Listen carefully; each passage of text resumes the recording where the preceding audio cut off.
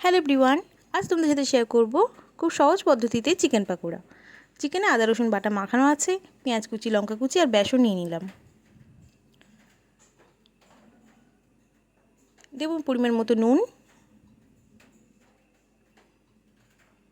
আর দেব লঙ্কার গুঁড়ো। এবারে দেব সামান্য পরিমাণে লেবুর রস।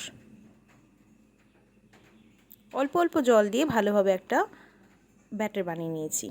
তেল গরম বসিয়েছি, একটা একটা করে পাকোড়াগুলোকে ভেজে নেব।